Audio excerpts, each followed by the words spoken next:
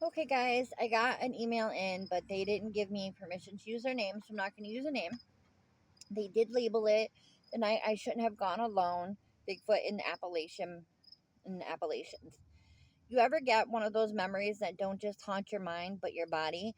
That's what this is. Every time I hear the wind in the trees or the distant crack of a branch, my chest tightens because I remember that night in the Appalachian Mountains. I'm not some city slicker who thought a solo hike would be cute. I grew up in the hollers of Kentucky. I know the woods. I was raised on hunting, fishing, and old stories. My granddad used to whisper around the fire stories about something that lived way up in the mountains where no man should tread alone. I didn't believe these stories not until I heard it breathe. It started like any other camping trip. Mid October, leaves were fire orange and blood red. I hiked 10 miles off the Blue Ridge Trail to a secluded ridge. That's where I made my mistake. Ooh.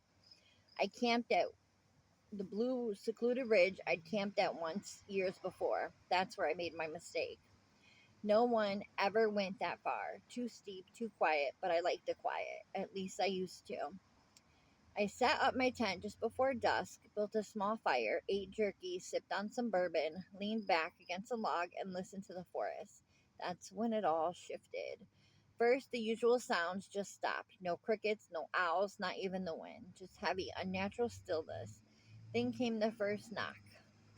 A loud wood on wood crack,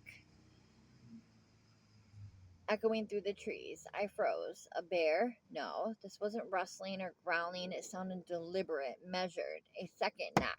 Closer. My fire popped, and I swear I saw eyes. Not deer eyes. These were too high, too far apart, too intelligent. And then the smell, it hit me. Rot, like wet dog fur mixed with spoiled meat and soil. Thick enough to gag on.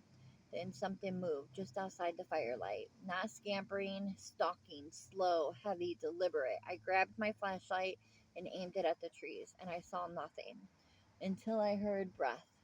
Low, guttural, ragged, like lungs too big for a body, and close, way too close. I backed up to the tent, zipped it behind me, grabbed my knife. The breathing circled me. It wasn't afraid, I was its prey.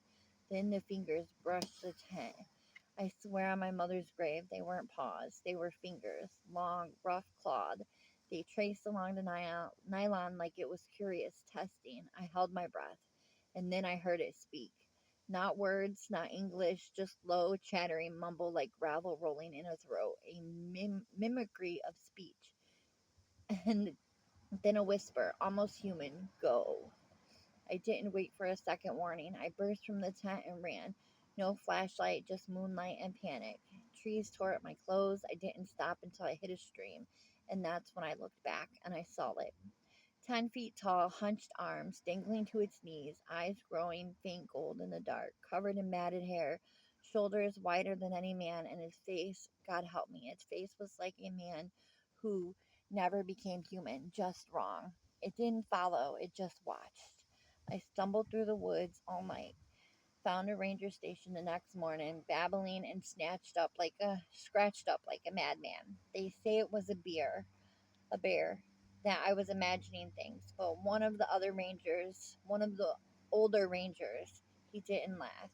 He just nodded real slow and said, "You went past the stone ridge, didn't you?" I nodded. They looked at me real serious. They don't like people there.